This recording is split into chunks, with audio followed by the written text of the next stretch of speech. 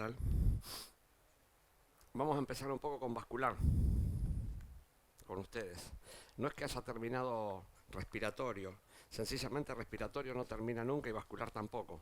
Así que se van a tocar, y sí, sí, es así. Se van a tocar necesariamente. Dani, ¿tenés el pasador? Y Dani, puntero verde hay.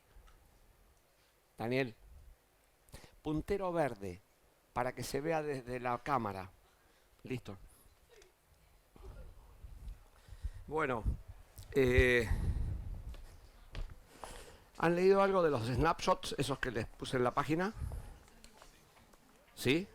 ¿Quién leyó algo de los snapshots? Porque eso es para toda la vida anestesiológica. Esos snapshots no terminan nunca. De hecho, cuando ustedes tengan que repasar las cosas, les doy un consejo. Las que les parece aprendidas, no las aprendieron. Pero no porque ustedes sean algo especial. A mí me pasa exactamente lo mismo. Uno cuando da por aprendido algo, ha adquirido, qué sé yo, una gran parte del contenido de eso que leyó. ¿Correcto? Pero después se sigue culturizando con otras cosas y cuando vuelve a lo antiguo, lo ve diferente.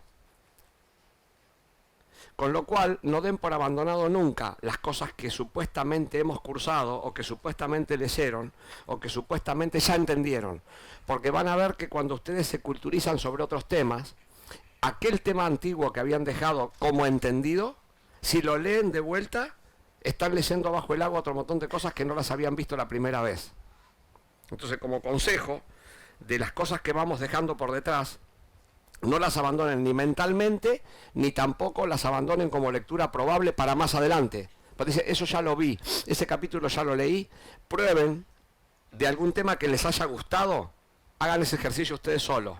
Agarre cada cual el tema que le gustó. Esperen que crucemos un poco y vuelvan, no sé, sobre interacción corazón-pulmón de respiratorio o sobre ventilación de respiratorio. Van a ver que se encuentran con un montón de cosas que tiene contenido el mismo capítulo que habían dado por entendido. Un montón de cosas que no las habían visto en el momento que lo leyeron la primera vez, o las 2 o 3 veces que lo leyeron antes. Entonces, como consejo les doy eso, porque básicamente no termina nunca esto. No sé qué pasó con el puntero, pero bueno, vamos a empezar. Vamos a hacer una cosa.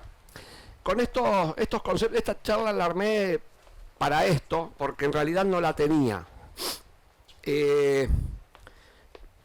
A ver, antes de empezar a ver circulatorio del mismo modo que ver respiratorio, me parece que tenemos que ponernos en órbita con algunas cosas que tienen que quedar como bien conceptuadas desde el inicio. Porque me pasa a veces que uno da por entendido, se dice, ¿cómo está la presión? ¿Cómo está toda esa historia? Y en realidad a veces el concepto detrás de cada pregunta o de cada término no lo tienen bien firme. Y es necesario que entendamos algo. Yo he puesto bomba cardíaca a esto por darle un eje, pero podría ser de cualquier cosa el título de lo que tiene adentro. Pero básicamente sí voy a hablar de la bomba cardíaca y de sus anexos como para que... ¿Hay alguien que sea ayudante de fisiología acá? O que se ha hecho la ayudantía de fisiología. No le voy a preguntar nada, díganme nada más que quiero saber. Levanten la mano más alta, quiero decir, no más número. Bien, no les voy a preguntar nada. Nosotros habitualmente tenemos una disyuntiva, nos pasa en anestesia. Cuando sabemos fisiología, es una fisiología medio rara la que aprendemos, no porque sea equivocada, sencillamente que por ahí les cuesta trasladarla a la clínica. ¿Es correcto los que son ayudantes de fisiología? ¿O todo lo que ven en el libro, en el laboratorio, lo encuentran en la clínica? Se les complica un poco. Bien, es normal, porque en realidad... Para eso está una etapa de formación, la residencia o cualquier etapa, en donde después de los contenidos médicos teóricos, viene poder usarlo sobre el paciente, que es mucho más complejo. Porque el paciente no es como en el libro, no es ni una foto parada, ni es un dato. Y como ente homeostático, encima hace cosas de las que nosotros no esperamos y que nos va cambiando el palo permanentemente. Entonces... Vamos a ponernos de acuerdo primero con algunas cosas que son bien aplicables en la práctica, pero obviamente basados en grandes principios fisiológicos, que es como debemos encarar el tema. Miren esto. Cuando nosotros hablamos del corazón, hablamos de una bomba. La bomba cardíaca. Fallo de bomba. Mejoró la bomba. ¿Es verdad o no? ¿Y qué es eso? De todo esto. ¿Qué es eso de todo esto? Porque cuando ustedes se refieren a un edema agudo de pulmón, dice tiene fallo bomba. Edema cardiogénico. Tiene fallo bomba. ¿Y qué es la bomba? ¿Qué es de todo eso el corazón? Porque en definitiva es una bomba hidráulica. Algo hemos visto, pero yo voy a ordenar porque esto es necesario que le demos una linealidad en la línea de pensamiento, ¿no? Entonces, ¿qué es de todo eso el corazón? Es bien complejo. Básicamente,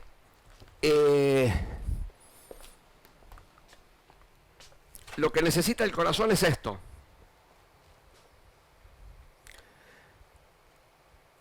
Cualquier bomba tiene eso. Esas dos cosas. O sea, si sacan el hombre de acá, la bomba no anda, o si le desconectan la energía eléctrica, tampoco va a funcionar la bomba que tengan en su casa. Básicamente. Pero, como vemos acá, la unidad generadora de energía y la unidad propulsora están separadas. ¿Qué es lo que ocurre en general en cualquier bomba convencional que ustedes tienen un bombeador de agua? La unidad generadora de energía es esa y la unidad propulsora es esa. ¿Es correcto? Entonces, ustedes no van a estudiar acá plomería ni nada por el estilo. ¿Para qué estoy poniendo esto? Porque en realidad el corazón es una bomba muy peculiar.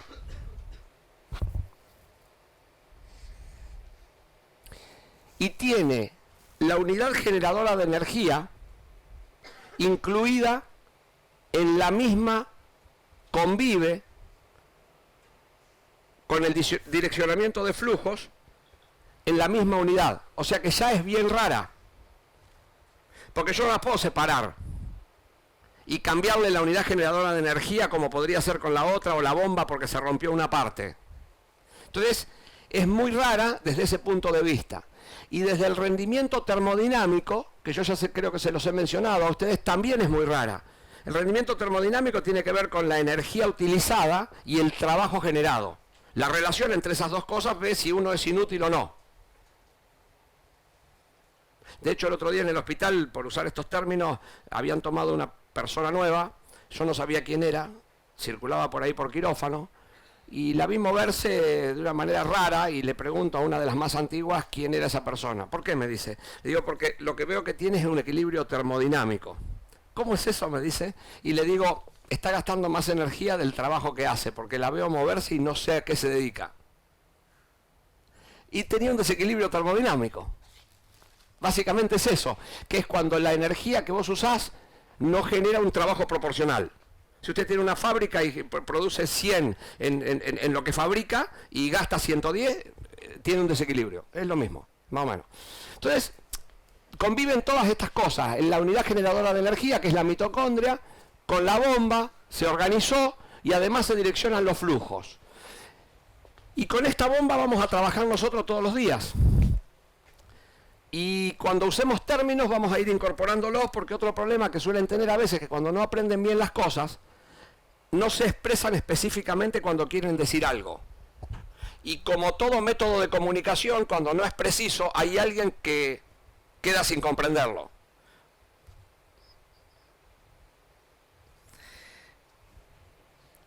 Esto ya lo vimos al pasar, pero ahora lo vamos a organizar de vuelta. La bomba de pistón, lo voy rápido porque esto ya se los mostré a ustedes, aislado, pero se los mostré. La bomba de rodillo, ¿correcto? Una centrífuga, la vejiga. No voy a ahondar en esto, quiero que lo vean nada más porque está activado para darle un orden, ¿correcto? Esto, oligoanuria, retorno venoso, son las dos cosas lo mismo. Hipertrofia prostática, aumento de la resistencia vascular sistémica. No aspiran, la ausencia de precarga afecta el gasto anterógrado. Y ambas claudican con el exceso de poscarga. Voy rápido porque esto ya se los mostré y si le prestaron atención es lógico, pero vamos a seguir con otras cositas. Esa bomba encima todavía tiene un problema. los tubos de admisión de la bomba no son cualquier tubo. Tienen esta característica, modelo de tubo colapsable pero no colapsado, que son blanditos. Entonces es un problema, porque para que se mantengan no colapsados es necesario que las presiones internas superen a las externas, que no se arme el resistor de Stirling. Bien, entonces, para ir ordenando eso, si nosotros tenemos la cava acá arriba y la cava acá abajo, esto más o menos lo vimos. La presión atmosférica, la fuerza gravitacional, la presión hidrostática y la hidrodinámica vascular se mezclan en todo esto. Es para hacer, como verán, de cada una de esas fotos, con esta de centro, una presentación de 40 minutos. Después lo vamos a ir desglosando porque van a ir apareciendo estas cosas en el curso de lo que vamos a estudiar. Pero básicamente tenemos esa bomba rara con unos caños de llegada que son muy particulares porque no cumplen con los requisitos habituales de ningún caño en la física de inertes es colapsable cuando la bomba aspira. No le pasa eso a nada, al menos que esté hecho deliberadamente. Pero si no, no funciona así. Y encima se le mezclan todas esas cosas que tenemos que tener muy en claro qué significa cada una, y en el contexto de la física del fluido, de la hidrodinámica vascular y de todo lo demás, están metidas esas otras cosas. Esa presión atmosférica es básicamente la que genera el tubo colapsable en el caso de que ese tubo se colapse. Pero nosotros no solamente estamos expuestos a eso, sino también que la bomba cardíaca está expuesta al ventilador mecánico. Está expuesta a las presiones negativas de la vía aérea en el caso que el paciente esté ventilando espontáneamente.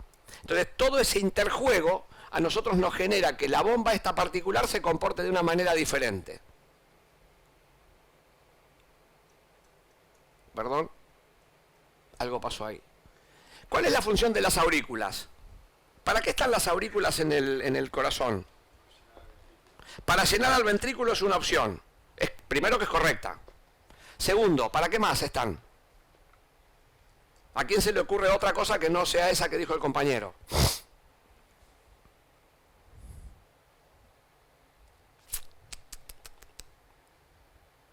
Yo quiero sacarlos de la lógica habitual, de las respuestas obvias, porque esas sí que las aprendieron en la facultad en general.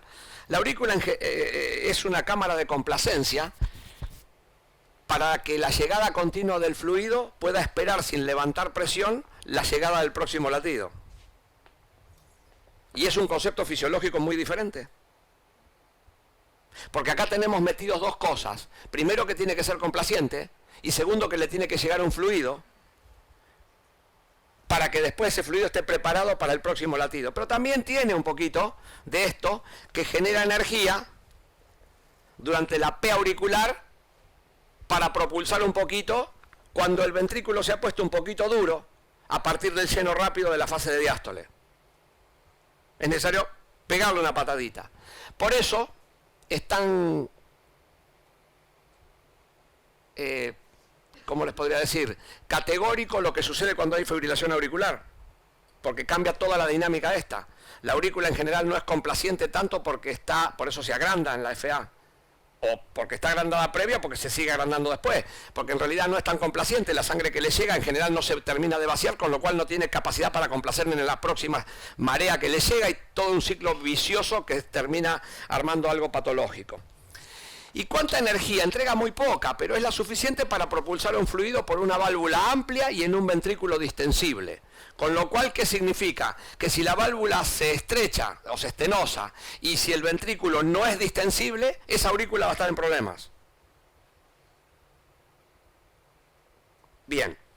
Esto lo que quiero decirles es parte práctica, porque todo esto lo pueden tirar los que saben fisiología al paciente ya, porque vamos a ver cómo se mezcla todo esto. Y por otro lado, tampoco tienen válvulas continentes por detrás, con lo cual, si las cosas por delante se ponen mal, todo va a ser regurgitación o ingurgitación, según que sea. Sabemos perfectamente que cuando nosotros tenemos una estenosis mitral, la P auricular, mientras tenga ritmo sinusal, esa estenosis mitral, tiene flujo reverso en las venas pulmonares. Del mismo modo que una estenosis tricuspidia me da flujo reverso con la P, que cuando tiene la patada queda la onda a cañón, que estudiaron en clínica médica. Y bueno, ¿por qué? Porque no tiene válvulas, porque no está preparado para que tenga altas presiones. Está preparado para descargarse fácil. ¿Y eso qué significa descargarse fácil? Si nosotros vimos interacción corazón-pulmón y empezamos a entender qué significa el resistor de Starling, por eso digo, no se desprendan nunca de lo que aprendieron, porque la hemodinamia y tiene mucho más significancia que la simple foto, ya que yo le dije, no se puede hacer terapéutica si no se hace terapéutica conjunta. ¿Qué pasa con un paciente que tiene el resistor de Starling armado porque ustedes configuran mal el setting ventilatorio? Y bueno, va a tener una especie de estenosis tricuspidia. Básicamente va a funcionar así. Y ahí les da el modelo fácil ese que encuentran a veces. Setean mal el respirador, tiene PVC alta. ¿Por qué? Porque tiene estenosis tricuspidia, entre comillas. ¿Y cómo va a estar el gasto cardíaco de una bomba izquierda a la cual no le llega gasto de precarga? Bajo. Entonces tienen un modelo paradójico. Si lo vieron alguna vez me dicen, PVC alta con tan baja. ¿Y qué le dice la literatura de PVC alta? Descargue al paciente. ¿Y qué le dice la literatura de la tan baja? Aumente el gasto, haga volumen. Conmovedor.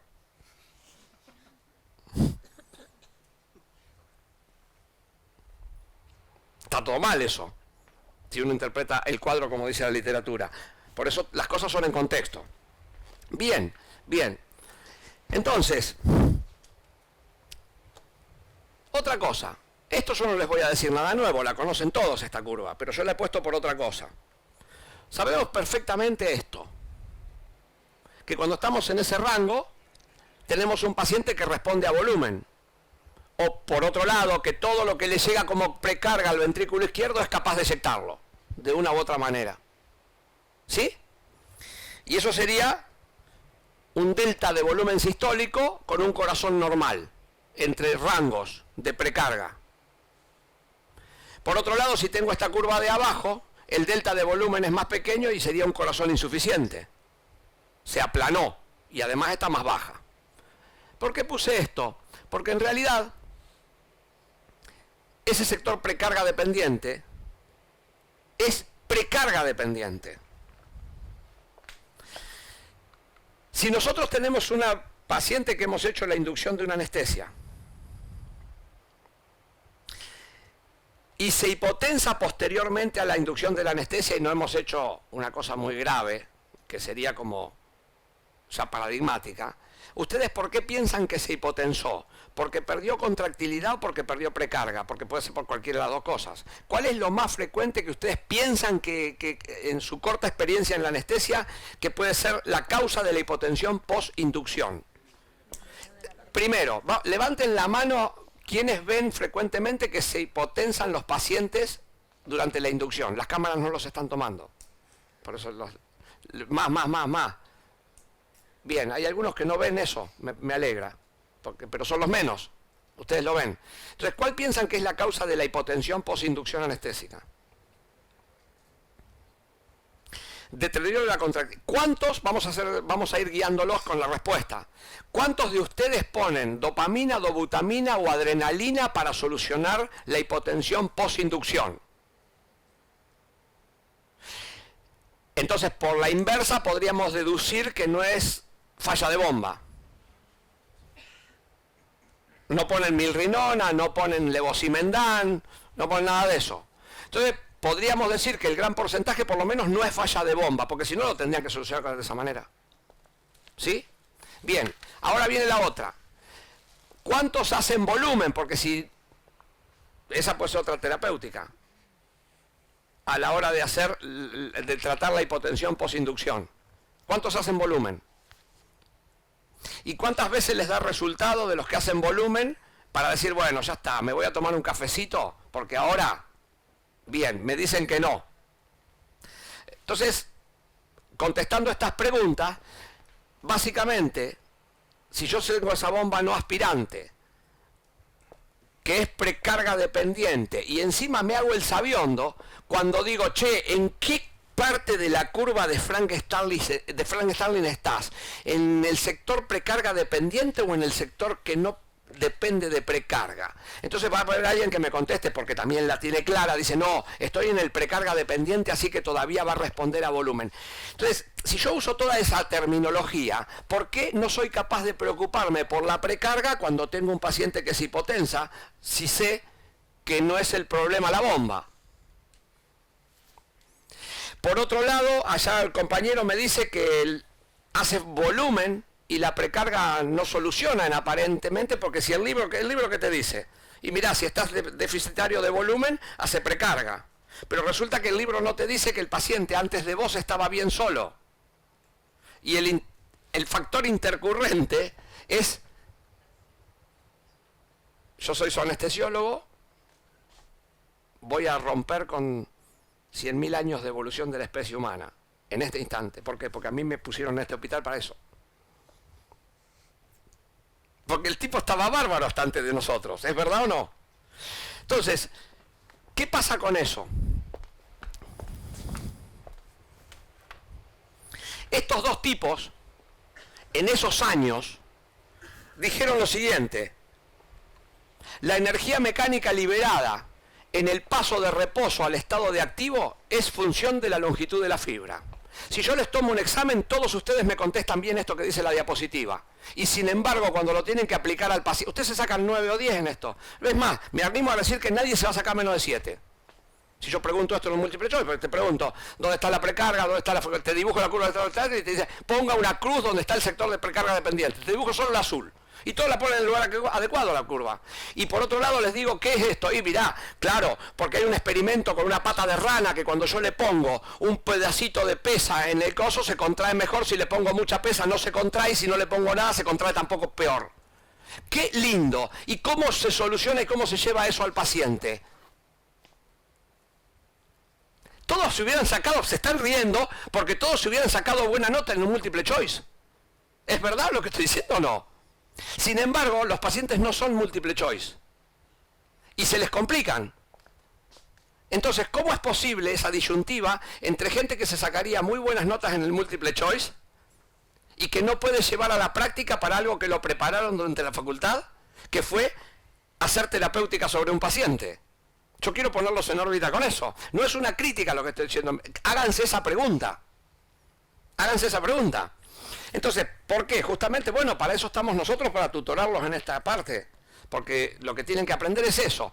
Entonces, fíjense en qué año, porque yo no los estoy corriendo con literatura que leí anoche, con tinta fresca que se me borraba mientras le tocaba la hoja. Ahora ya no, porque es digital, pero en una época se decía eso es tinta fresca, un paper nuevo. ¿Sí? Entonces, ¿qué pasa con eso? Longitud de la fibra, precarga. Precarga. Bien. Precarga, retorno venoso. Pero resulta que hay alguien que me dice que hace fluido y no lo soluciona, así que algo está pasando en el medio. Algo está pasando en el medio, porque yo tengo muy buen retorno venoso en este momento. Y si no hago Valsalva, las yugulares no me las ven ni siquiera al nivel de la clavícula. Si hago un poco de Valsalva, empiezan así, con lo cual mi PVC debe ser de 0. 1, con suerte, para mantener la aurícula abierta. Y la sangre, cuando se abre la tricúspide, se cae adentro del ventrículo directamente. ¿Y qué pasa con un paciente que no puede hacer eso después del honorable colega en contacto con el paciente? Hay que plantearse eso, que es lo práctico. Entonces, si yo tengo esas dos cosas, eso que dice el título, dice retorno, precarga es igual al retorno venoso. En esto, no es la pesa de la pata de rana en el laboratorio de fisiología. Entonces, ¿por qué la olvidamos al retorno venoso en el manejo de la bomba cardíaca?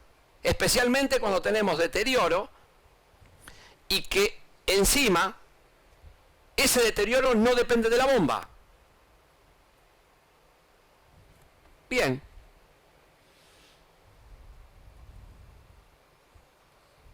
¿Alguna pregunta que les haya disparado hasta esta parte?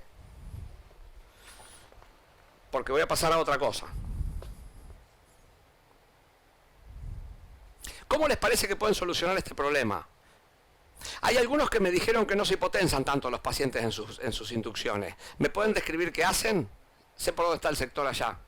Anteojos, guardapolvo blanco o remera blanca.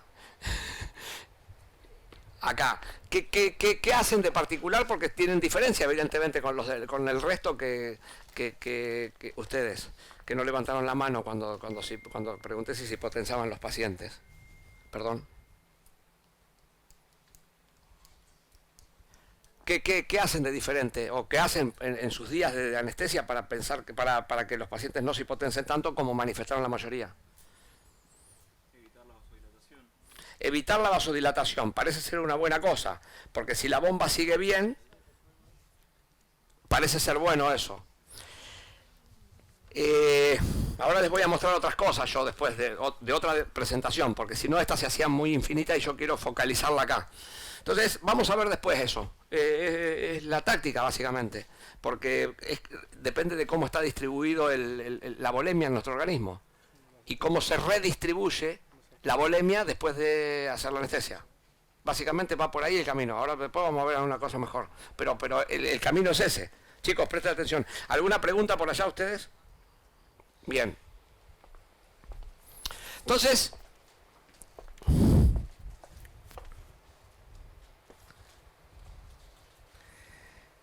este es otro conflicto. ¿Qué es la presión? ¿Quién me puede definir qué es la presión arterial? Algo lo he hablado yo, porque el concepto lo he tirado, pero hoy lo quiero focalizar porque ya vamos a empezar con otra área, entonces lo tienen que entender. Si no entienden esto al principio, es como que después se hace complejo todo. Pues no entienden la precarga, no entienden que eso es retorno venoso, o no lo tienen en cuenta. ¿Por qué? Porque es como que hay una disyuntiva entre lo que saben versus el paciente que tiene ahí tirado en la camilla. Entonces, ¿qué es la presión arterial? Cuando digan...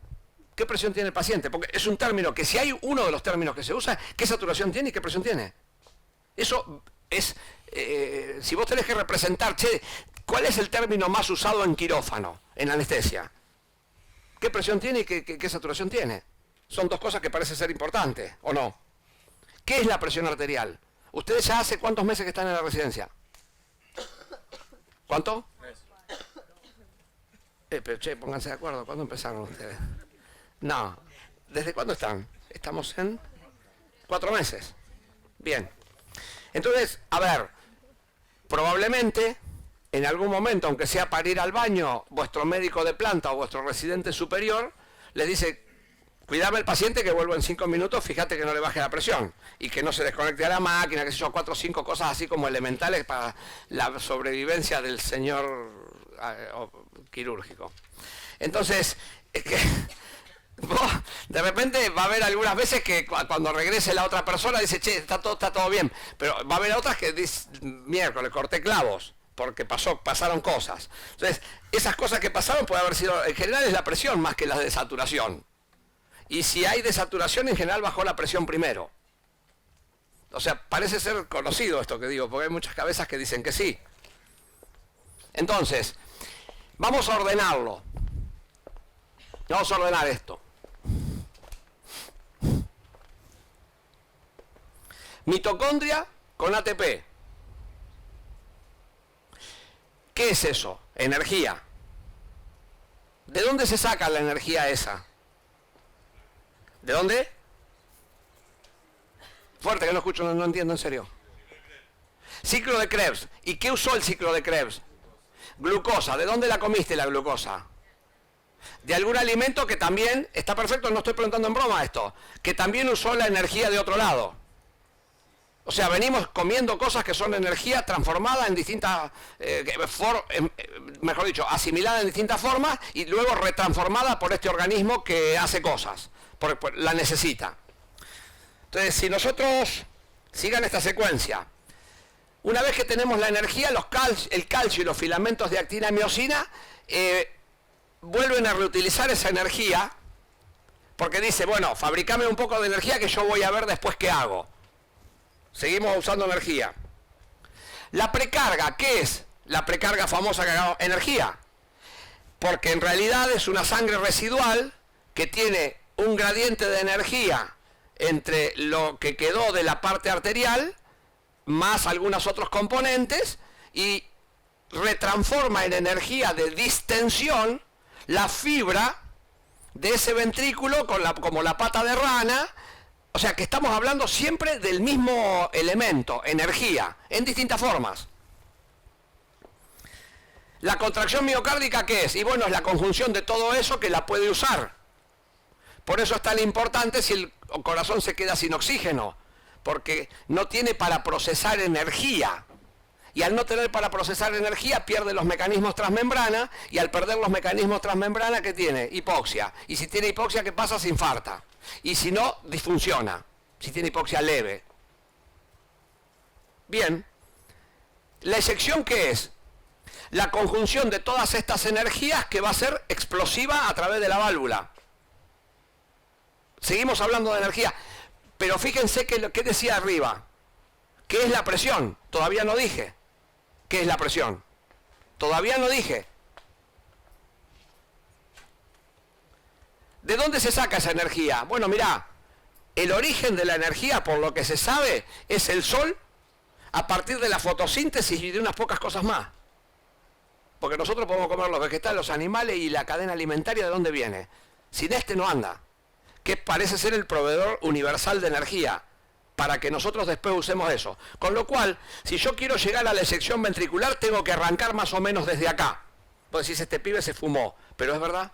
¿Sabés por qué? No, puede ser que yo esté fumado, pero puede ser que esto también sea verdad. Porque en realidad, si vos no entendés las cosas así, se arma el problema de qué es la presión arterial. Porque dice, ¿qué es la presión? Bueno, miren, todavía no lo pude decir. Vamos a armar la historia y vamos a ver cómo termina. ¿Y qué pasa con eso? Bueno, aparentemente los vegetales son el intermediario primordial para que esto se transforme en clorofila y que la clorofila, del mismo modo que la mitocondria nuestra, haga cosas para después proveernos el pasto a la vaca, la carne al hombre, por decirlo de alguna manera rápida. Entonces, ¿qué pasa con eso? Fíjense lo que dice acá. La presión es la consecuencia, no la causa. Y eso es muy interesante tenerlo en cuenta. Es la consecuencia de algunos hechos, la presión. ¿Y qué es eso? Bueno, ¿qué sucede con esa energía que sale por la válvula aórtica? Y si querés te paso un paso antes. Nosotros tenemos la fase isovolumétrica sistólica del ventrículo, que también tiene presión. Pero vamos a pararla, vamos a ir a la presión que medimos todos los días, que es la del caño rojo y la del número rojo en pantalla.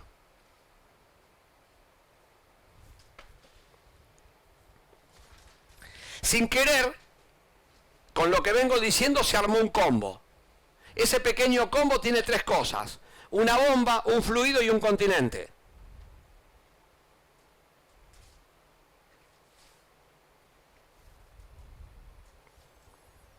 La bomba provee la energía propulsora.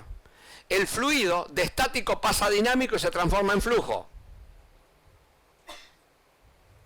Y el continente ordena a los dos primeros. ¿Por qué? ¿Qué pasaría si yo a la salida de la válvula aórtica no estuviera el vaso aorta y los vasos restantes y la sangre saliera a la calle? Se disiparía la energía en lugar de ordenarse. ¿Correcto? Bien. Bien. Todavía no puedo decir qué es presión. Y sí, si no entienden esto, van a entender mal el resto de la fisiología. Consecuencia no causa. Tengo esas tres cosas que armaron el primer combo. La energía propulsora dinamiza el fluido. Este es ordenado por el continente, para no disiparse, quien resiste el intento de escapar o desordenarse de la energía que soporta el fluido. ¿Qué pasa si ustedes pinchan con una aguja a la aorta? Pierde un chorrito. ¿Qué están haciendo con eso? Desordenando esto, disipando energía que podría ir para adelante. Si eso fuera un agujero grande, se disipa totalmente y el latido cardíaco se perdería en 15 centímetros de distancia y en 25 centímetros cuadrados de volumen. ¿Correcto? Si ustedes entienden esta secuencia que venimos dando, ahora sí, recién, podemos hablar de fuerza sobre área.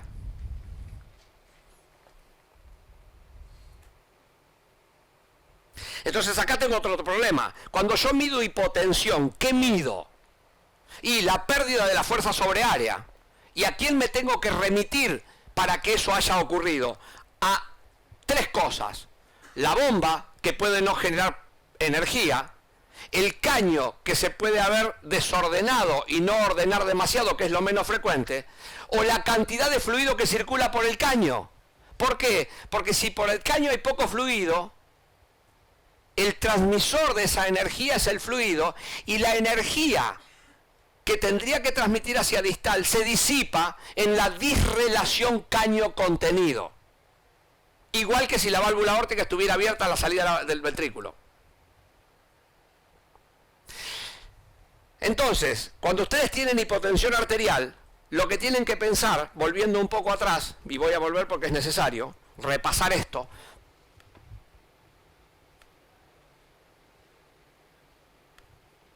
es esto, que es energía, lo voy a repasar, que sale por acá, que sale por acá, que es precarga, que la contracción miocárdica eyecta, que viene de otro lado, que la usamos,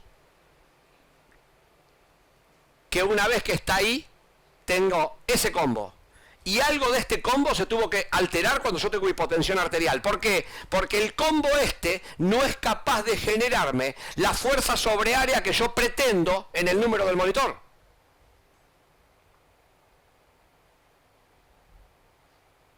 Si ustedes no ven la presión de este modo, van a hacer muchas macanas con los pacientes, porque así están las terapéuticas tratando el número. Y cuando yo entiendo que el número es la consecuencia de un combo, en realidad lo que voy a tratar son las causas subyacentes. ¿Ustedes están escuchando esto? ¿Le están sacando foto a esto las dos juntas? ¿En forma simultánea? Bien, porque después yo me sigo enterando de las cosas que hacen cada uno de los residentes a través de las distintas rotaciones y todo eso. Y uno se da cuenta perfectamente a lo largo de 22 años de anestesiólogo qué sucede con el que no entendió. Y si dejás pasar unos años más y venís a legales de la asociación, también encontrás quién llegó a legales y quién no. No lo estoy diciendo en joda. Si ustedes me observan los faciales, son muy diferentes a los de hace un rato. Porque eso es una lamentable situación. Entonces, si no tienen la oportunidad de aprender ahora estas cosas, después cuando las quieran aprender solas no les va a dar el tiempo. Y les voy a explicar por qué. Porque lo que no aprenden en la residencia, el vértigo. En la residencia les pueden pasar dos cosas: que se vuelvan unos autodidactas e inteligentes y que sigan formándose toda la vida, o que no lo hayan hecho en la residencia y que después el vértigo de trabajo no les permita continuar con la formación que debieran. Entonces lo que tienen es un embudo invertido. En vez de abrirse a un mundo más amplio, empiezan a ver el embudo por el lado finito de vuelta. Así. Miren a su alrededor, si no. Tengo una diapositiva de eso, no la tengo acá, pero la puedo abrir si quieren y explicarles qué sucede con un residente de acuerdo a las etapas de cómo las transitó. De modo que, volviendo al tema, si yo tengo un paciente que se hipotensó, lo que yo tengo que pensar ahora, que acá abajo lo que está es que fuerza sobre área no se está armando. Y es una visión absolutamente diferente de la hemodinamia y de la presión arterial. Entonces digo, muy bien, fuerza sobre área era esta cosa que estaba acá abajo. Perfecto. ¿Cómo armo fuerza sobre área? Bueno, mirá, necesito estas tres cosas. La bomba se deterioró, me dijeron que no ponen ni dobutamina, ni milrinona, ni adrenalina, ni nada por el estilo para solucionar el problema. El continente está muy grande y sí. Ustedes han escuchado hablar de resistencia vascular sistémica. ¿Qué es eso cuando hablan de resistencia vascular sistémica? ¿A qué se refiere ese término cuando hablan de resistencia vascular sistémica? Espero la contestación, no lo voy a decir yo. Díganme lo que sepan, lo que se les ocurra, obviamente relacionado. ¿Qué es? Está bien, la fuerza opositora al paso del fluido. ¿Cuánto resiste ese tránsito que intenta dar la bomba? Correcto. ¿Y a qué sector del árbol vascular se refiere? A la arteria. Perfecto. Mal y recontra mal, porque dice sistémica primero la palabra, involucra la arteria, involucra la vena. recontra mal la arteria, por supuesto que sí que está mal. Es todo el sistema vascular, incluido la vena, por eso dice sistémica. Y sistémica en medicina y en política, un problema sistémico significa que ocupa todo. Entonces, acá tenemos otro problema de definiciones. Cuando hablamos de resistencia sistémica, no es arteriolar. Y pudo haber aumentado o disminuido. Ahora les pregunto otra cosa. ¿Cuál se dilata más, la arteria o la vena? La vena, parece ser generalizada la respuesta, ¿es correcto? Les da miedo responder a alguno. Claro, porque son cosas tan lógicas. Fíjense en lo que les acabo de preguntar recién de resistencia sistémica. La misma definición, si vos te la pensás un cachito y te olvidás que sos médico, le preguntás a la cajera del supermercado, que dice, sin saber medicina, dice, mira, debe involucrar todo esto. Dice, porque acá dice sistémica y yo lo escucho en tele, siempre es todo. Entonces, fíjense eso. Entonces, la vena se dilata, es verdad que la vena se dilata mucho más. El continente venoso tiene el 70% de la volemia prácticamente y además tiene 30 veces más capacidad vasodilatadora que la arteria. Vienen esa, no sé si les mostré esa foto amarilla en donde está el continente. Bueno, ahora vamos a ver porque voy a ver algo de esto, porque en realidad lo que yo quería era hacer la introducción de esto. Vamos a hacer unas preguntitas si quieren ahora y un mini descanso y voy a ir a otra diapositiva. Pero lo cierto es lo siguiente, lo que yo quiero lograr con esto es que ustedes cuando vean que no pueden armar fuerza sobre área porque su paciente está hipotenso, en general es porque está mal algo de esto. Y ahí hay que empezar a hacer diagnósticos. Si yo pienso que están mal los tres, tengo que hacer diagnósticos con combinaciones, digamos, porque esto no se mueve nunca el 100% uno y los otros dos quedan quietos. En general van como de la mano y no se mueven en los mismos porcentajes cada uno de ellos. Ni tampoco queda uno quieto y los otros dos se mueven juntos. Entonces, yo tengo que pensar acá que si yo tengo tres componentes que arman fuerza sobre área, que es la presión que yo estoy midiendo en el brazo o en la arterial, básicamente tengo un combo que arma un 3 al cubo. ¿Cuánto es 3 al cubo? Son 27 formas de armar este combo que tengo. O sea, muevo un poquito la bomba, mucho el fluido y poco el continente, es un combo. Muevo mucho el continente, dejo quieta la bomba y muevo un poquito el fluido, es el segundo. Y así puedo armar 27 combos. En medio como imposible hacer diagnósticos sobre esa cantidad de número. Y cuando tienen 4 variables, 4 a la cuarta. Entonces, ¿cómo se hace para hacer diagnóstico mientras estoy teniendo esta cosa en cuenta en la cabeza? Bueno, mira, me acaban de decir ustedes en realidad que la bomba falla muy poco. Entonces, ¿qué hago? Tacho esto y me quedo con 2. Digo, bueno, mirá, es 2 al cuadrado. Ya tengo 4, ¿sí o no? Porque hay que usar la matemática para esto también, para simplificar las cosas. Entonces, del 2 al cuadrado digo, mirá, el continente. A mí me dijo un día un tipo que estaba fumado, que me daba una clase, que el continente venoso es el que más se dilata. ¿Te queda ese concepto? Estoy medio como acercándome al diagnóstico y descartando algunas opciones. Segundo, el fluido. ¿Pudo variar el fluido? Mira, miro al piso, todavía la cirugía no empezó, no hay un charco de sangre en el piso, el cirujano ni siquiera está en el quirófano. Entonces, digo, si yo tengo un problema de que la relación entre continente y fluido, porque la bomba no falló, estoy haciendo diagnóstico sobre 2 al cuadrado, la bomba no falló, evidentemente es ese combo el que se me está complicando. Y si se me complicó el combo, ¿qué pasó? Y bueno, se disrelacionó la relación continente-contenido. Y parece ser que ustedes, que hacen menos hipotensiones en las inducciones, son los que mejor manejan este combo. Pero yo lo que quiero avanzar ahora, ya que lo hacen relativamente bien o porque están bien acompañados, no sé cómo, después eso no importa, lo cierto es que lo razonen. Capaz que puede ser de casualidad. No necesariamente lo que estuvo planeado, lo que salió bien tuvo que estar bien planeado, pudo haber salido de suerte. A veces es así. Pero lo importante es que ahora lo razonen. Porque en realidad, cuando ustedes hacen eso, dicen, mira, se me cambió el tamaño del continente porque le inhibí el sistema nervioso autónomo. Y el fluido que yo tenía antes, que era capaz de transportar perfectamente la energía a través de todo el sistema, como ahora se me agrandó el continente, la relación de hipovolemia relativa, no absoluta porque está en algún lugar, pero no está en el lugar adecuado, me hace que la bomba no pueda transferir la energía a todo el sistema para armarme el combo que yo mido en presión, que es fuerza sobre área. Entonces, si yo empiezo a pensar así los modelos, eso es una forma de entenderlos bastante... Ustedes van a tener que hacer diagnóstico muy rápido. Bueno, esto ya lo gastamos para mejorar esto. ¿Correcto? Entonces, repasando un poquito. Energía propulsora, bomba, dinamiza el fluido que antes estaba estático. Ese fluido va a intentar escapar, pero tiene un continente que ¿cómo se llama? Lo ordena. La energía está acotada.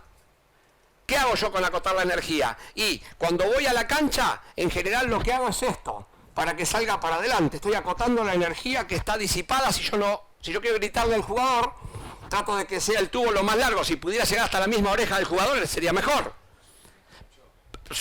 Bueno, no entremos en detalles, pero me refiero, si pudiera llegar hasta la misma oreja, sería mejor. ¿Por qué? Porque lo que estoy haciendo es ordenar la energía para que el continente evite la disipación de esa energía. Es exactamente lo mismo. Lo mismo pasa en el árbol respiratorio. Cuando ustedes meten con el respirador, el árbol respiratorio les hace de ordenador de la energía del respirador. Y si hacen turbulencia, le va mal. Y si no tiene mucha fuerza, también le va mal. Y si pierde por el manguito, te va mal. ¿Por qué? Porque perdió energía. Se desordenó. El ordenador no está más. Entonces, si lo entienden de este modo, es mucho más fácil hacer diagnóstico, porque en general, cuando nosotros vemos algo, miren esto, les voy a dar un ejemplo que se asimila absolutamente a esto. Ustedes tienen una T picuda en el electrocardiograma. ¿Le desconectan las derivadas o piensan en alguna cosa de un ion? Pero dice, mira, cambiarle la derivada, que ahora la T se aplanó. Podría ser una opción, pero parece no ser la mejor. ¿Qué piensan? En un mecanismo fisiopatológico detrás. Quizás tiene hiperpotasemia.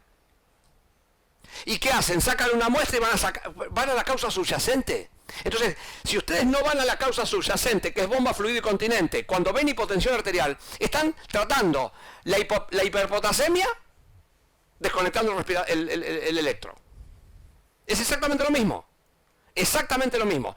Pero también puedo tomar conductas terapéuticas, por ejemplo, si yo tengo la energía disipada porque el continente se expandió, o sea, de acá pasé a acá, con el continente, lo que puedo hacer es hacer otra vez, mirá, ordenate hasta que la energía se ordena de vuelta y vuelvo a tener normotensión, entendiendo que lo sistémico es arterial y venoso, que ahora vamos a ver qué diferencia tiene. Lo vamos a ver después. Lo cierto que más o menos vamos con esto. Entonces, claramente, lo que yo mido es esto, pero quienes los arman son estos. Yo tengo que ir a tratar esto. No puedo tratar esto en forma oligofrénica fenilpirúvica, solo el número del monitor. Sí, porque es una visión absolutamente miope si yo quiero tratar este tema. Dice, la presión está baja, la presión, sube presión, baje presión. No es así. Lo que vos estás cambiando cuando haces eso, aún en el acto más ignorante posible, son una de estas tres cosas. Si haces un vasodilatador, estás cambiando esto. Si haces un vasoconstrictor, estás cambiando esto. Lo que pasa es que no lo saben y bueno, se remiten a esto. Pero esto es el resultante de que esto ande bien. Entonces, si ustedes van a entender esto, ya van a enfocar diferente a sus pacientes. Lo que quiero es lo siguiente. Estas cosas son muy conflictivas cuando uno las empieza a hablar en algunos ámbitos. Y si tienen alguna cosa para comentar, a mí me gustaría que la comenten porque a mí me gusta defenderlo a esto. No defenderlo porque yo sea un talibánico de esto, sencillamente las cosas como hay que pensarlas y como nos va bien a los que hacemos este tipo de cosas pensando de este modo. Entonces, si ustedes tienen alguna cosa, les han dicho otra cosa, bueno, lo que fuere, y pregunta, la salvan acá. O si la tienen para la próxima clase, miren, yo fui a hablar esto, o se me generó esta cuestión, con quien sea, o leí, y bueno, vienen de vuelta sobre eso. Yo no tengo problema, porque esto necesitamos que lo entiendan de este modo. Bien. ¿Qué sucede con las válvulas? Bueno, no todas son del mismo tamaño. Detrás de cada válvula grande hay propulsores más débiles. Tricúspide y mitral tienen propulsores débiles y no tienen válvulas detrás. Sin embargo, los propulsores potentes es necesario que tengan una válvula detrás. Porque si no tuvieran la tricúspide y la mitral, el BD y el BI patearían el BD hasta el hígado y el BI hasta el último alvéolo. La fisiología se piensa de ese modo. Primero se aprende, luego va a esta parte práctica. Bien. ¿Qué pasó acá? Bien. Vamos a hacer un descanso. 10 minutos nada más. Así se recambia el dióxido de carbono. Si tienen alguna pregunta, o la hacen ahora o cuando vuelven, no importa. Antes de retomar el otro tema, pueden preguntar lo que quieran. Bueno, vamos a repasar algunos conceptos así. Hay literatura de todo de esto. Función del retorno venoso de los lechos periféricos al corazón, lecho de capacitancia para mantener el lleno cardíaco. 70% del volumen sanguíneo, es 30 veces más complaciente que las arterias, por eso se vasodilata rápido. Lecho esplácnico, fíjense esto, recibe un cuarto del gasto cardíaco. ¿En cuántos latidos ustedes se quedan si el lecho esplácnico se pone capacitante y se empieza a ensanchar post-inducción anestésica? Recibiendo el 25% del gasto cardíaco, ¿en cuántos latidos piensan que van a perder el 30% de la volemia? Muy poquitos latidos. A una cosa que recibe un cuarto del gasto cardíaco, le estoy aumentando el tamaño lo suficiente como para que no me lo devuelva. Miren qué lindo. Eso es lo que sucede cuando hacen vasodilatación venosa. Por eso los pacientes hipotensan. Básicamente hay muy poco para hacer, pero en el punto justo andan todos bien los pacientes. Contiene el 20% de la volemia total. Las venas tienen alta complacencia. Vamos a ir a algunas definiciones. Su capacitancia repercute directamente sobre el lecho cardíaco. Perdón, no, esto no les quiero mostrar. Vamos a la charla de Carla, porque les quiero mostrar unas cosas que así, 4 términos y ya vamos finalizando. Son 4 o 5 términos que son definiciones. Está acá.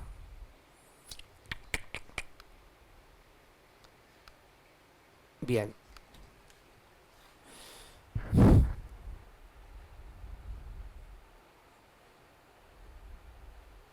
¿Ven lo que dice abajo?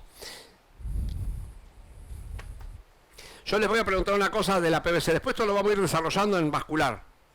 ¿Alguno de ustedes ya ha medido PVC en sus anestesias en las que han participado? ¿Sí o no?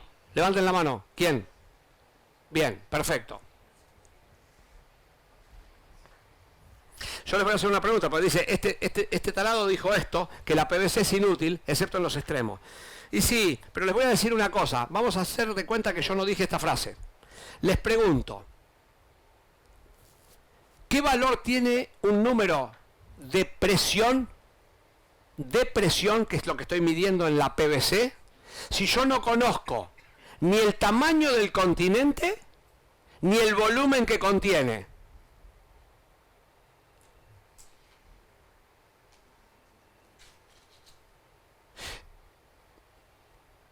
Háganse ese planteo, porque si ustedes leen esta frase es de una extemporaneidad importante para lo que dice en general la literatura. Pero si ustedes no saben ni el volumen del contenido, ni el tamaño del continente, no pueden medir presiones y que sean representativas de que algo está pasando ahí adentro. ¿Correcto? Bien, entonces la PVC no sirve cuando está en 0 y sirve cuando está en 40. Inclusive hasta puede no servir cuando está en 40, es una barbaridad, pero 19, 22 de PVC puede no servir porque a lo mejor están ventilando mal al paciente. Y si ustedes arman el resistor de Starling en el pulmón, van a tener el modelo de PVC alta con tan baja. Ahora, si ustedes no tienen ese modelo armado, puede ser que hace un rato la PVC estaba bien y de repente aumentó. ¿Y qué pudo pasar con eso? No sea cosa que haya perdido volemia el paciente, y es un dato engañoso. ¿Por qué? Porque las presiones intraalveolares están superando a las intravasculares porque perdió volemia el paciente, y resulta que ahora lo poco que viene encima me eleva la PVC. Porque no hay energía suficiente para transferirla a través del lecho vascular pulmonar. Por eso dije que no se olviden de internet, porque les voy a mezclar todo esto. No se olviden de respiratorio. ¿Entienden cuál es el modelo que acabo de armar? Un paciente que está con 7 centímetros de agua de PIP, una hemodinamia absolutamente normal, de repente pierde 1,5 litros. La PVC estaba en 5 y el gasto cardíaco, con 100, no vamos a medir gasto en litro, pero vamos a medir 120, 75 de presión con 60 de frecuencia. Ese paciente pierde 1,5 litros. Yo dejo la PIP como estaba. ¿Qué perdió? de la relación de los tres componentes que me arman la fuerza sobre área. Perdió volumen, ¿correcto? Al perder volumen, el tubo se transforma de colapsable en colapsado. Estoy hablando de los vasos intraalveolares. La vía aérea supera a la vía vascular. Esa vía vascular tiene rémora por detrás que me aumenta la PVC. Y paradójicamente, acaba de perder sangre el paciente. ¿Por qué no sirve para nada la PVC? Porque si no la interpreto el contexto no sirve. En los extremos a nadie le queda duda. Yo tengo 0 de PVC, tengo un paciente vacío. Y tengo 30 y tengo un paciente que está muy mal por algo. El problema es por qué.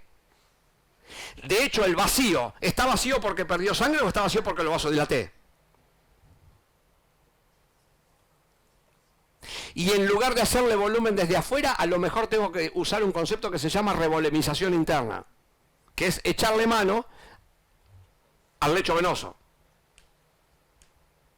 Vayan anotando estos términos, porque estos términos les van a salir a ustedes en los exámenes y les van a salir en la vida diaria, porque esto es lo que usamos todos los días para hacer anestesia con nuestros pacientes. Y con una vesícula o con lo que sea, no necesitan tener un cardio, porque ustedes a lo mejor piensan que esto es una elucubración de cirugía de alta complejidad, y no, es cirugía convencional. Bueno, la función del sistema venoso, básicamente, la presión media de seno circulatorio la va a encontrar así. Mean circulatory.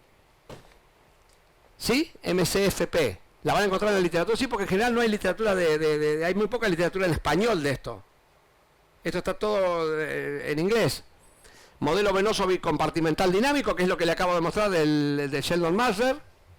Métodos dinámicos de manejo del estado de volumen, son los conceptos que tienen que ir incorporando.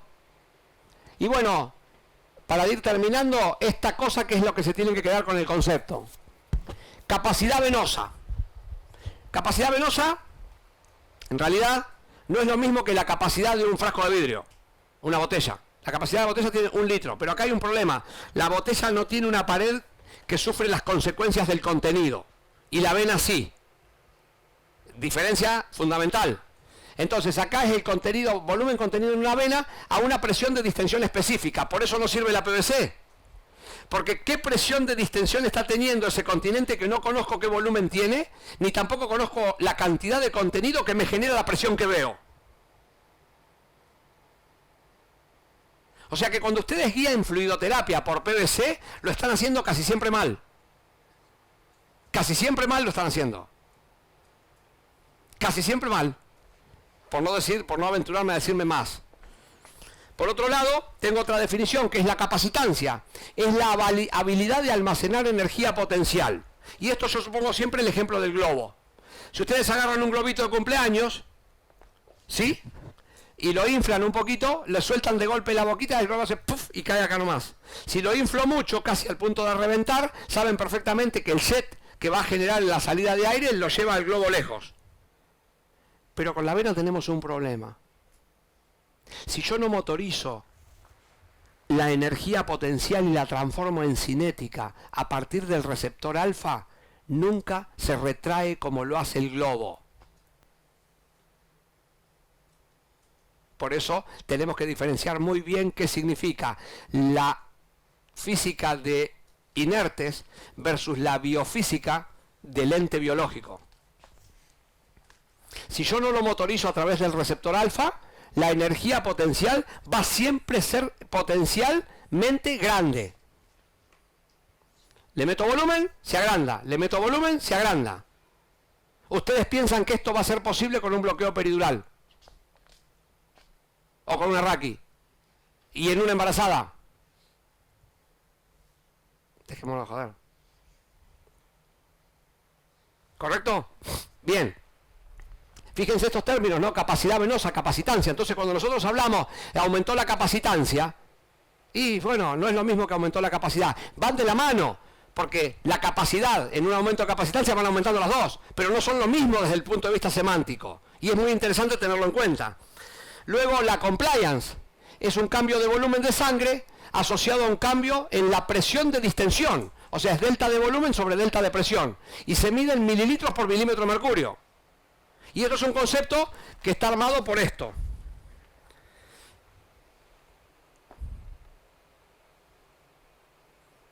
capacidad versus capacitancia.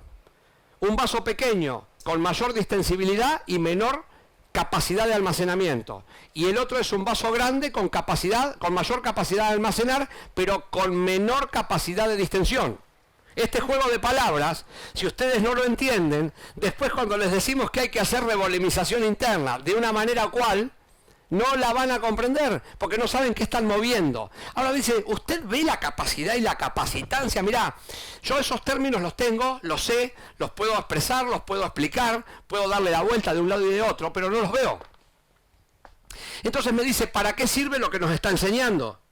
Que es bueno, lógico planteárselo. ¿Sabes para qué sirve? Porque yo de esto voy a ver el resultado final, que es fuerza sobre área en el árbol vascular y gasto cardíaco. Y si tengo un buen hematocrito, habré tenido la disponibilidad de oxígeno distal del paciente sin ningún inconveniente.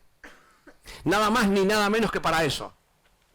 Entonces, ¿qué estoy haciendo? Infiriendo cómo están estos términos a partir del resultado que estoy obteniendo de lo que veo en pantalla. Porque ustedes sabrán que esto no lo estoy midiendo perfectamente en ningún monitor.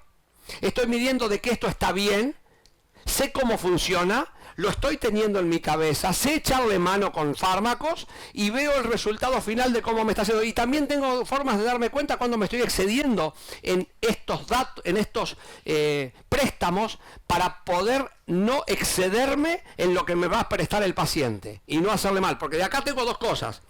Si yo no lo sé manejar, tengo un paciente que le hago volúmenes y no responde a nada. Pero también, si me hago el guapo con el manejo y motorizo demasiado la energía potencial en cinética, voy a tener un punto en que al paciente lo voy a poner como el deshidratado en la montaña.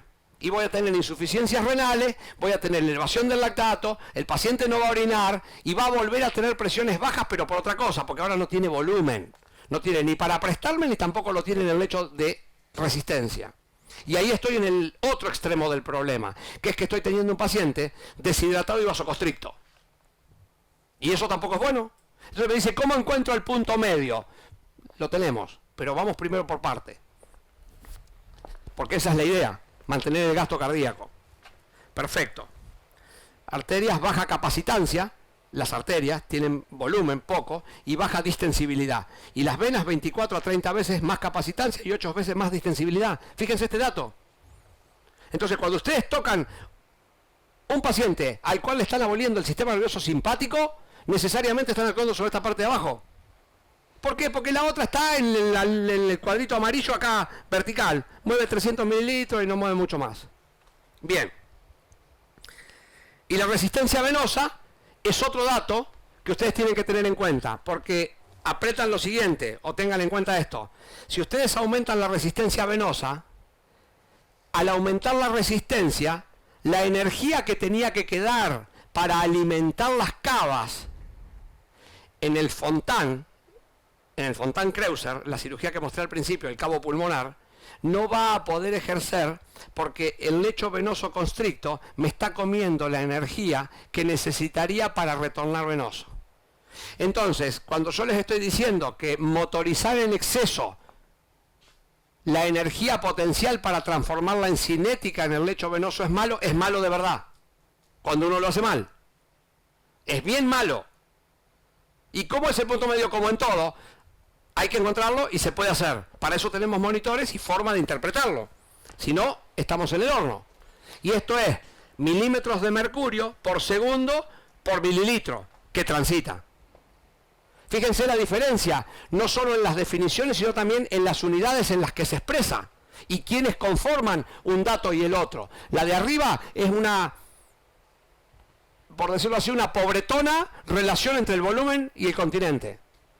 Las de abajo se complican, porque ya son evolution de la primera. Una vez que yo tengo la relación volumen-continente, empiezo a jugar en cómo se comporta ellos dos entre sí. Es un concepto diferente. Bien.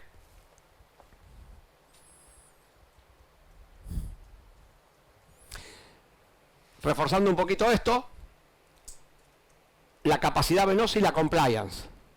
Distensibilidad. Aumento de volumen por cada aumento de 1 milímetro de mercurio de aumento de presión. Y acá tienen la razón de la PVC. Les pregunto yo una cosa. ¿Cuál es el volumen que aumenta 1 milímetro de mercurio la presión de la PVC si yo no sé cuánto se está adaptando el continente para que ese volumen aumente esa presión? De vuelta, estoy leyendo mal el modelo. Por eso la PVC no sirve. Interpretada de este modo no sirve. Después tiene datos la PVC que son muy interesantes, que veremos en su momento. Como por ejemplo, las curvas, los senos AC, B y X, en un paciente en ventilación mecánica, que suelen ser más útil su presencia que el valor en sí mismo de PVC, versus la ondulación sin senos AC, B y X, que hace solo con el respirador mecánico. Una está sufriendo las presiones transmurales y la otra está mostrando las presiones intracavitarias. La aurícula que tiene senos AC, B y X está más volemizada que la que solo responde a las presiones transmurales de la ventilación mecánica. Eso es complejo, pero lo vamos a volver a ver. Pero hay mucha más utilidad en la PVC que no es el número en sí mismo, porque tiene todos estos elementos distorsivos que cuando yo veo en el monitor 7 de PVC no me están diciendo nada en la medida que yo no sea muy contextualizado respecto de cómo estoy viendo ese valor. La distensibilidad es un aumento de volumen sobre un aumento de presión por el volumen original. Fíjense lo complejo que es entender esto. Pero una vez que ustedes lo tienen cognitivamente interpretado, después es así. Pero si no entendemos esto, no estamos desglosando cuáles son las partes que componen el modelo, del mismo modo que la presión arterial. La presión arterial es una boludez, sí, pero si no entiendo qué es energía y quiénes las componen, deja de serlo. Esto permite aumentar el flujo uniforme pese a los cambios pulsátiles y la posibilidad de promediar los picos de presión. Eso es otra historia. La pulsatilidad de la arteria de la vena es muy diferente, ustedes saben, la pulsatilidad de la... ¿Por qué? Porque me comió la energía pulsátil todo el lecho vascular al dividirse. Se perdió en la fractura del lecho vascular. ¿Y qué quedó? Que pese a que no pulsa, sí transita. Quedó esa motorización de la energía potencial y quedó la energía residual que pese a que no pulsa, sigue siendo una energía positiva para darle el retorno venoso y llegar a la aurícula de vuelta. De eso estamos hablando cuando se nos vasodilata a un paciente en la inducción anestésica o después de un bloqueo regional. ¿Por qué el bloqueo regional me hace perder esa energía potencial? Sencillamente porque al abrirme tanto el lecho vascular, la energía se disipa en un continente mucho mayor, como cuando les di el ejemplo de que la aorta no estuviera a la salida del ventrículo derecho, a la salida del ventrículo izquierdo. Si la aorta no estuviera, se disipa la energía. Del mismo modo que cuando yo le hago un bloqueo peridural, se disipa la energía que debería contener un lecho venoso de un tamaño que ahora lo es infinitamente más grande. Y que encima no tiene bioquímicamente el motor que necesitaría, que es el sistema nervioso autónomo, simpático en este caso. ¿Me siguen la idea de esto? Bien. Bueno. Acá hay otra cosa que tiene que ver con la energía. Cuando nosotros tenemos la batería de sus celulares es un almacén de energía, ¿correcto? Bien. Y cuando se homologa la ley de Ohms y toda esa historia entre la biología y lo de la física de inertes, digamos, las resistencias, los vasos son capacitores, almacenando energía potencial, pero especialmente los vasos arteriales. Y los vasos venosos sí están bien, pero si tienen anestesiólogo de por medio, los vasos pierden su capacidad de almacenar energía potencial. ¿Dónde almacena energía potencial el sistema arterial, precisamente? ¿En qué lugar? ¿En qué lugar, dije yo? Sí, en la pared es lógico, pero ¿en qué lugar de todo el árbol vascular arterial hay energía potencial acumulada? La aorta. Efecto Winchester de la aorta. Parte de la energía propulsiva que emite el ventrículo izquierdo es consumida en distensibilidad de la raíz de la aorta. De hecho, el efecto Winchester se considera un impedimento al avance anterógrado de la sangre. Esa energía potencial es entregada en diástole para mantener el flujo continuo, pero fíjense qué diferencia entre la energía potencial de la raíz de la aorta versus la energía potencial del lecho venoso. La raíz de la aorta tiene un vaso elástico que se parece y en mucho al globo. El lecho venoso no tiene el vaso elástico, por eso no se parece al globo. De modo que sigo insistiendo que si al lecho venoso no lo motorizamos bioquímicamente, no hace lo mismo que la aorta. Por eso la aorta es elástica y pierde elasticidad en la medida que transita hacia distal para transformarse prácticamente en muscular posteriormente. Y por eso los vasos grandes son más distensibles porque son elásticos y los vasos rígidos los vasos distales son proporcionalmente mucho más rígidos. Por eso varía la onda de presión arterial y su anatomía a lo largo de, si la toma uno en la aorta, hasta la pedia. Eso lo habrán visto cuando estudian fisiología. Bueno, entonces, todas esas cosas que están metidas acá se parecen, pero no son iguales. Entonces las tenemos que tener en cuenta, porque no es lo mismo. Bueno, acá está. Y fíjense esto, ya lo acabo de decir, y la diferencia con los circuitos eléctricos, que almacena carga eléctrica en sus capacitores, y el aparato cardiovascular almacena masa, no almacena energía. ¿Dónde está la...? ¿Qué almacenó? ¿Cuál es la masa en el aparato cardiovascular? La sangre. Se distendió la aorta. Es elástica. Pero lo que almacenó es volumen. Porque por eso se agrandó. Ese volumen después lo entrega con la reposición de su energía potencial, que la transforma en cinética. Pero en realidad almacena masa, volumen en los capacitores. No almacena energía. Excepto en la raíz de la aorta, que es muy particular porque sí tiene energía elástica. Bien, sigamos con eso. Resultado, el lecho capilar no importa, ya estamos. Otra definición, volumen no estresado, ya está. Volumen no estresado es esto, es parte del volumen que genera una presión transmural de 0 en una vena. Y es energéticamente inactivo, porque tiene presión transmural de 0. No hay nada para devolver, está en equilibrio perfecto. Volumen estresado por encima de ese 0, que es el que ustedes tienen ahora, el 27%. Pero el 27% no es un 27% que el otro está ectásico y se está coagulando, si no tendríamos que hacerlo heparina. El otro forma parte de intercambio dinámico permanente. No es solo un porcentaje que toda la vida anda ahí y el otro está esperando. Son mezclados. Bien. El volumen total del sistema es el volumen no estresado más el volumen estresado. Y eso requiere que nosotros incorporemos este término. El concepto de revolemización interna. ¿Qué es este concepto? Bueno, un paciente que se ha vasodilatado y que tiene 30 veces más capacitancia y que pasó para el lado de los 3.400 en el lecho venoso, yo voy a tener que revolemizarlo de alguna manera para echarle mano a eso. Eso se puede hacer, lo hacemos sistemáticamente y de este modo, creo que hemos terminado, si no hay nada más. Bueno, nada, el volumen no estresado no tiene su equivalente eléctrico como en la ley de Ohms, digamos, no hay forma de hacerlo. Perfecto, no, esto está así. Entonces, vamos a sacar acá.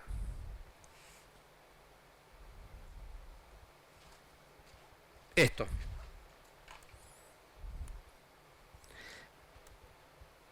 La semana que viene, esto es como un pantallazo para que sepan a qué estamos apuntando. Porque en realidad, el organismo lo que hace es lo siguiente. ¿Por qué ustedes tienen un gasto cardíaco adecuado ahora? ¿Para qué? ¿Para qué? Para satisfacer la demanda metabólica. ¿Qué es eso? Energía. Y parte de esa energía que el mismo aparato cardiovascular provee con oxígeno que devuelve la consumió él para subsistir primero. Primera cosa. Segunda cosa que tienen que tener concepto. Cuando ustedes tienen falla cardíaca, mejor dicho, la suficiencia cardíaca, esto que tenemos ahora, la suficiencia cardíaca, cuando hay que aumentar el gasto cardíaco, ¿quién es el que manda? No voy a preguntar más nada. ¿Quién es el que manda? Porque si hay falla y hay suficiencia, el corazón está involucrado en eso. ¿Quién es el que manda? ¿Para que esté suficiente o para que en algún momento no esté más suficiente? El ventrículo izquierdo, me dice su compañera. ¿Quién más? Da más.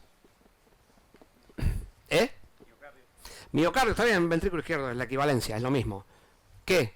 ¿Qué otra cosa? Bueno, es un error pensar eso. La que manda es la célula distal. Y mientras puede, el ventrículo cumple con las demandas y cuando no puede, se ha transformado en insuficiente. Si no entienden ese concepto, también están agarrándole el palo. La que manda y que dice necesito más oxígeno es la célula distal. De hecho, cuando ustedes salen a correr, la célula distal es la que consume y el corazón es el que cumple. Y si no, habrán entrado en falla cardíaca. Entonces, que les quede claro que la demanda es distal, el aporte es central en la medida de las comunicaciones que hay desde distal a central, a partir de que es necesario aumentar el gasto. De modo que acá, hoy, varias cosas para recordar. La primera, la bomba que no se precarga. El motor es el retorno venoso. Y segundo, la que manda es la célula. La que manda es la célula. Esa célula dice, mandame más oxígeno. Y pero no puedo porque estoy anémico. Bueno, ponete taquicárdico, idiota, y mandame más. Estoy anémico y me puse taquicárdico, pero sigo de... Bueno, empezá a hiperventilar. Porque necesito más oxígeno. ¿Entienden cómo funciona esto? Si no entienden eso, van a hacer mal las terapéuticas en quirófano. Y de hecho, yo quiero pensar que acá ustedes están pensando, mientras tanto, algunas de las cosas que ven o hacen, y probablemente no coincidan con esto.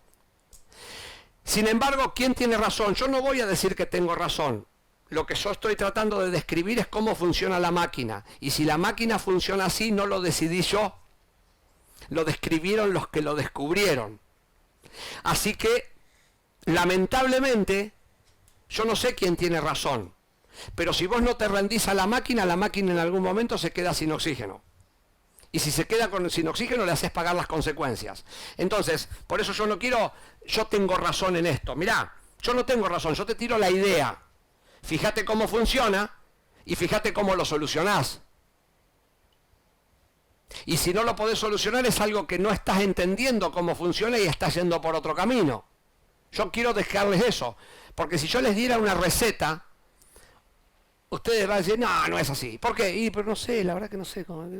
A mí me parece que lo que tienen que aprender es a ver cómo funciona la máquina. Si entienden cómo funciona la máquina van a poder hacer terapéutica, porque de eso surgen dos cosas. La primera es que está funcionando mal y la segunda es que yo estoy sabiendo con mi terapéutica cómo regresarla al lugar de origen. Y eso se trata de una sola cosa, mantener el gasto cardíaco. ¿Comentario? ¿No tiene nadie ninguna pregunta para hacer de esto? Son las 8:30, estamos tarde.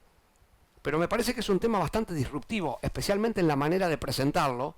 Por más que ustedes sean personas muy nuevas en la especialidad, algo tienen que tener para preguntar. Yo a veces no puedo creer que no tengan ninguna pregunta para esto. No vieron nada, no saben nada. De repente me llama mucho la atención el grado de...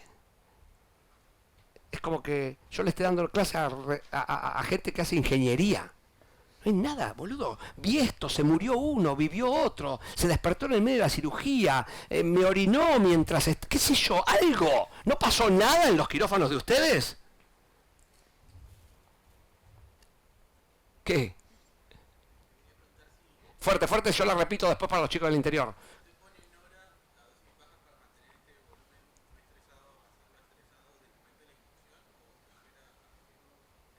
Está bien.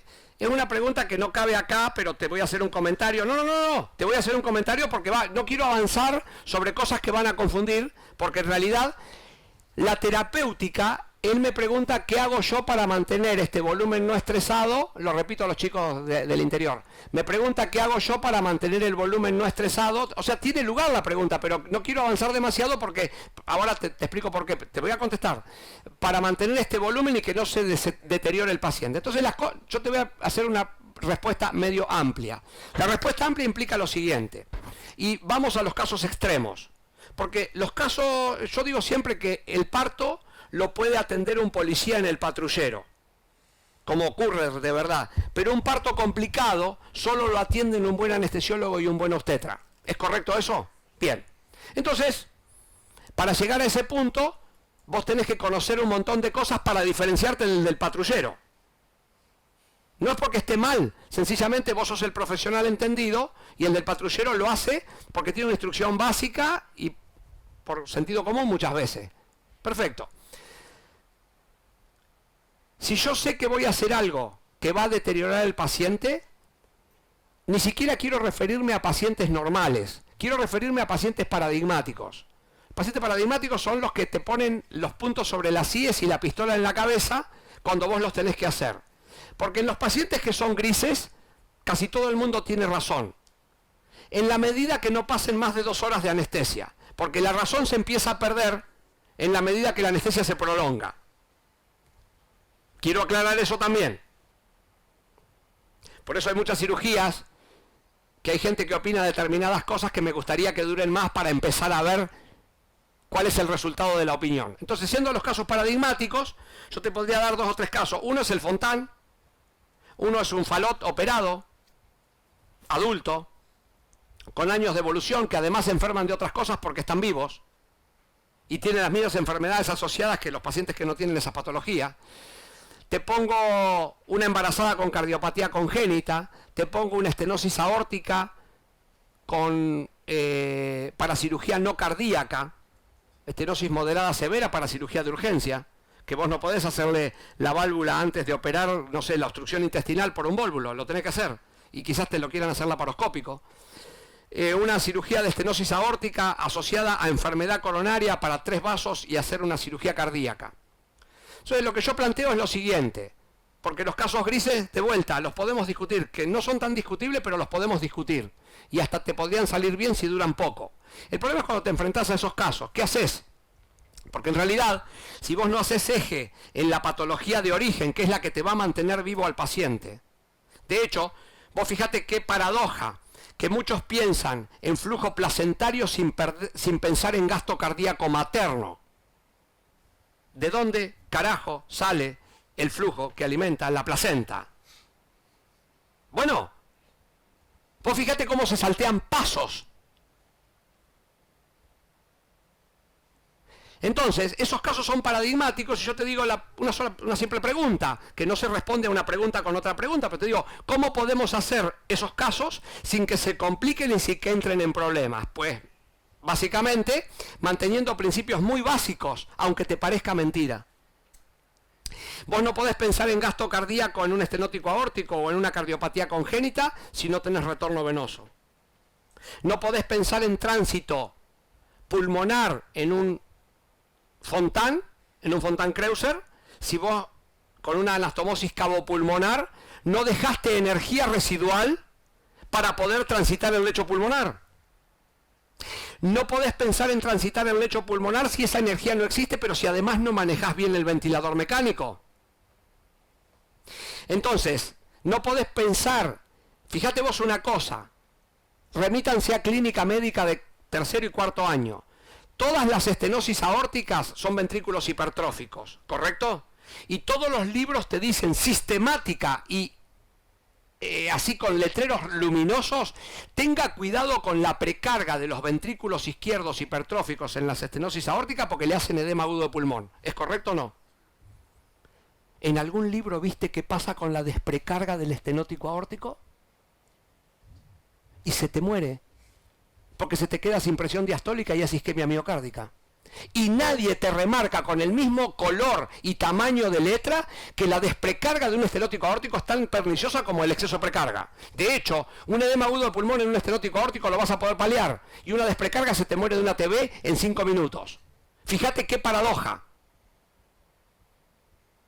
Entonces, si vos no mantenés el retorno venoso en una bomba no aspirante, lo que no quiero es meterme en el tema del fármaco, de la terapéutica, que vos me la preguntaste, pero no quiero meterme en eso porque ustedes, antes de decirle la terapéutica, si yo se las digo ahora sería una receta de cocina. Y vos te podés transformar en una persona peligrosa usando herramientas que no estás capacitado. Pero de verdad, y no es despectivo, para nada. Por eso los estamos tratando de formar secuencialmente para que en algún momento tomen la decisión solos. Y cuando vos aprendés lo suficiente, la terapéutica se cae por su peso. Porque hoy creo que queda claro que mantener el retorno venoso parece ser importante para un corazón. ¿Qué sé yo?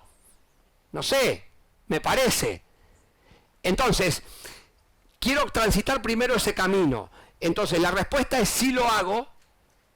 Y es más, lo hago como prevención. Porque estos pacientes paradigmáticos que yo te estoy presentando, ninguno te da tiempo a que vos te desdigas de lo que hiciste mal al principio. Y acá viene una frase que es bien mía, Baidini, que es: si vos sos el boludo que entró en el problema, muy pocas veces te transformás en el lúcido que lo soluciona.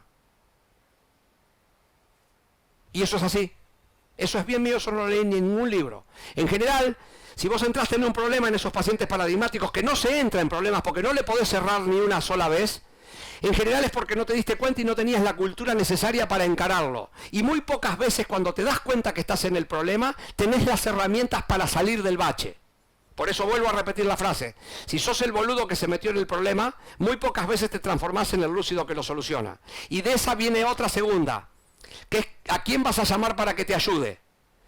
Y ahí viene el desconcepto matemático, Baidini. 2 boludos no hacen un inteligente, es boludo al cuadrado. Sí, señores, es así. Sacale la frase si querés, porque yo para darle más choque uso esa frase. Pero si vos llamás a alguien que no está capacitado, en general, son 2 personas que no tienen recursos para solucionar el problema, que entró el primero que ya no sabía y no tuvo que entrar. ¿Queda claro eso? Empiecen a pensar en estas 2 frasecitas que les acabo de dar, porque en realidad o pueden verlo o pueden verse en esa situación. En anestesia se hace anestesia preventiva. No se entra en el problema.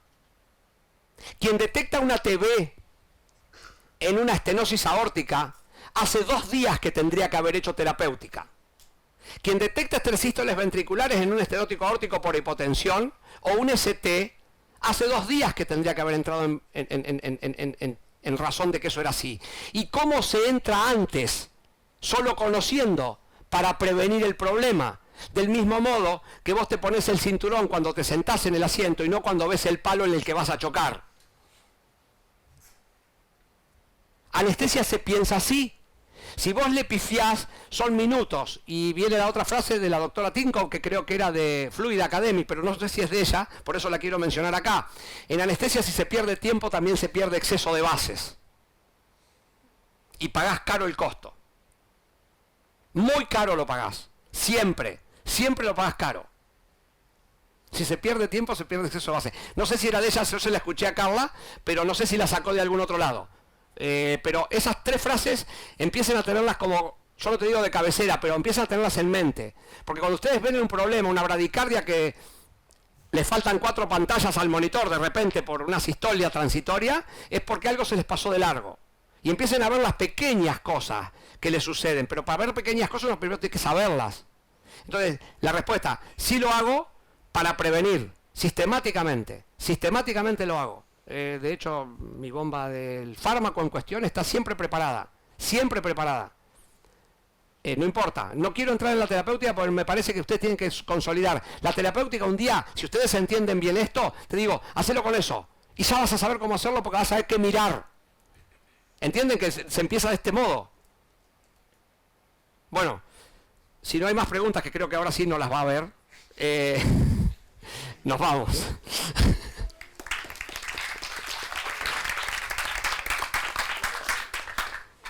Del interior no hay nada, ¿no? No sabemos si están los residentes del interior. No sabemos qué pasa.